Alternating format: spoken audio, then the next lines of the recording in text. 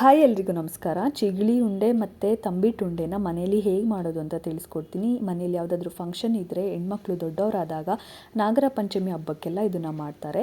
ನೀವು ಕೂಡ ಟ್ರೈ ಮಾಡಿ. ಮೊದಲಿಗೆ 1 ಕಪ್ ಆಗುವಷ್ಟು ಅಕ್ಕಿನ ತಗೊಂಡಿದ್ದೀನಿ. ಅದು ಮುಳುಗೋ ಥರ ನೀರನ್ನ ಹಾಕಿ ಒಂದು 6 ಅವರ್ ನೆನೆ ಇಡಬೇಕು. ನಂತರ ಅದನ್ನು ವಾಶ್ ಮಾಡಿ ಒಂದು ಬಟ್ಟೆ ಮೇಲೆ ಅಥವಾ ತಟ್ಟೆ ಮೇಲೆ ಹಾರೋದಕ್ಕೆ ಬಿಡಿ. ತುಂಬ ಡ್ರೈ ಆಗೋ ಥರ ಬಿಡಬೇಡಿ, ಹಾಗೆ ತುಂಬ ತೇವಾಂಶ ಇರೋ ಥರನೂ ಮಾಡ್ಕೋಬಾರ್ದು. ಒಂದು ಅರ್ಧ ಗಂಟೆ ಆರೋದಕ್ಕೆ ಬಿಟ್ಟರೆ ಸಾಕು. ನಂತರ ಅದನ್ನು ಮಿಕ್ಸಿ ಜಾರ್ಗೆ ಹಾಕ್ಕೊಂಡು ಪೌಡರ್ ಥರ ಮಾಡ್ಕೋಬೇಕು. ತುಂಬ ನೈಸಾಗಿ ಪೌಡರ್ ಥರ ಮಾಡ್ಕೊಳ್ಳಿ. ತರಿ ಇದ್ದರೆ ಜರಡಿ ಮಾಡಿ ಇಟ್ಕೊಂಡು ಮತ್ತೆ ಅದನ್ನು ಮಿಕ್ಸಿ ಜಾರ್ಗೆ ಹಾಕಿ ಆಮೇಲೆ ಸ್ವೀಟ್ಗೆ ಹಾಕ್ಕೊಂಡ್ರೆ ಪರವಾಗಿಲ್ಲ. ಇಲ್ಲಾಂದರೆ ಅಲ್ಲೇ ನೈಸಾಗಿ ರುಬ್ಬಿದ್ರೆ ಅದಕ್ಕೆ ಸ್ವೀಟ್ಗೆ ಅಂತ ಹೇಳಿ ಒಂದು ಅರ್ಧ ಕಪ್ ಆಗುವಷ್ಟು ಬೆಲ್ಲ ತೊಗೊಂಡಿದ್ದೀನಿ.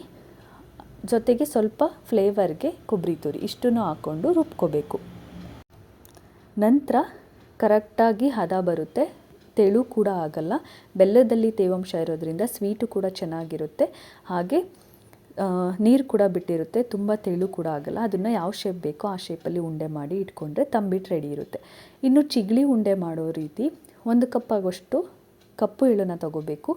ಆದರೆ ಅದನ್ನು ಯಾವುದೇ ರೀತಿ ನೆನೆ ಇಡಬಾರ್ದು. ಫಸ್ಟು ಅದರಲ್ಲಿ ಚಿಕ್ಕ ಚಿಕ್ಕ ಕಲ್ಲೆಲ್ಲ ಇರುತ್ತೆ, ಅದನ್ನು ಸೋದಿಸ್ಕೋಬೇಕು. ನಂತರ ಜರಡಿನೂ ಇಟ್ಕೋಬೇಕು. ಆಮೇಲೆ ಅದನ್ನು ವಾಶ್ ಮಾಡ್ಕೋಬೇಕು. ವಾಶ್ ಮಾಡಾದಮೇಲೆ ಒಂದು ಅರ್ಧ ಗಂಟೆ ಆರೋದಕ್ಕೆ ಬಿಟ್ಟರೆ ಸಾಕು.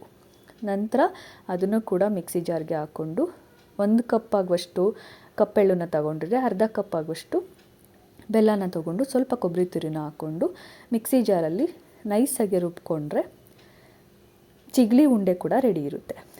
ನೀವು ಕೂಡ ಮನೇಲಿ ಟ್ರೈ ಮಾಡಿ. ಹಾಗೆ ನನ್ನ ರೆಸಿಪಿ ನಿಮ್ಗೆ ಇಷ್ಟ ಆದರೆ ಲೈಕ್ ಮಾಡಿ, ಶೇರ್ ಮಾಡಿ, ಸಬ್ಸ್ಕ್ರೈಬ್ ಮಾಡಿ. Thank you.